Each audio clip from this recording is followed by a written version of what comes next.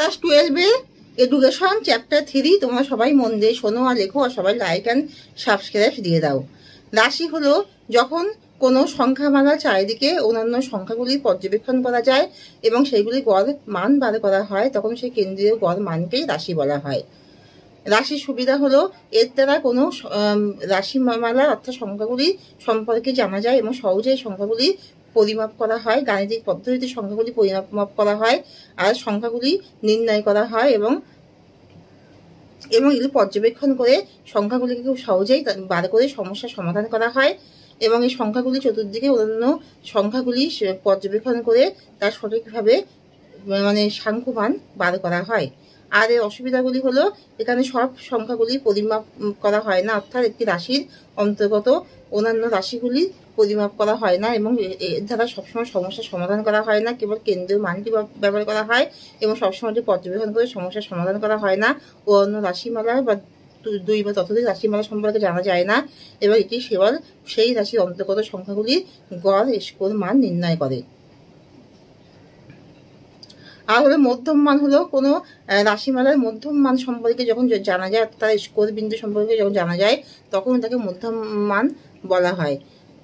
অর্থাৎ এর দ্বারা সেই সুবিধাগুলি হলো এর দ্বারা কোনো রাশির স্কোর সম্পর্কে জানা যায়, অর্থাৎ মধ্যম দিকের স্কোরগুলি সম্পর্কে গবেষণা করা যায় ও পর্যবেক্ষণ করে গাণিতিক পদ্ধতিতে সেই সংখ্যাগুলি পরিমাপ করা হয় এবং এর দ্বারা সেই সংখ্যাগুলিকে সহজে বিশ্লেষণ করা হয় এবং এই সংখ্যাগুলি রাশির দুই বা ততোধিক রাশির অন্তর্গত সমস্যার সমাধান করা হয় না, কিন্তু সেই রাশির মধ্যম দিকের স্কোরগুলির মান সহজেই নির্ণয় করা হয়ে থাকে।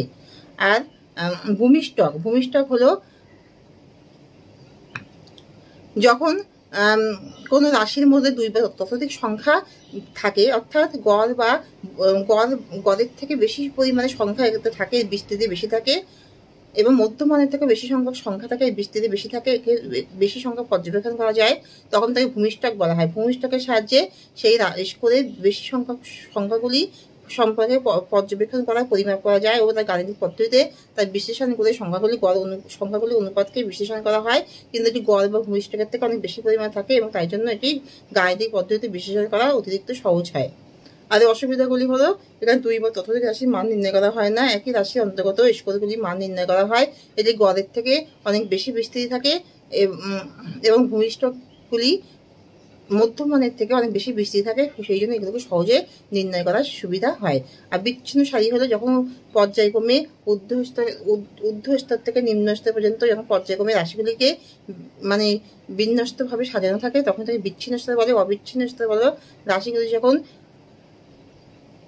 পর্যায়ক্রমে যখন ঠিকভাবে বিন্যস্ত করা হয় না, বিচ্ছিন্নভাবে বিক্ষিপ্ত অবস্থায় যখন এগুলো থাকে, বিচ্ছিন্নভাবে থাকে না, অবিচ্ছিন্নভাবে বিক্ষিপ্ত অবস্থায় থাকে, তখন তাকে অবিচ্ছিন্ন স্তর বলা হয়। এখানে শেষ করছি, তোমরা সবাই লাইক আর সাবস্ক্রাইব দিয়ে দাও।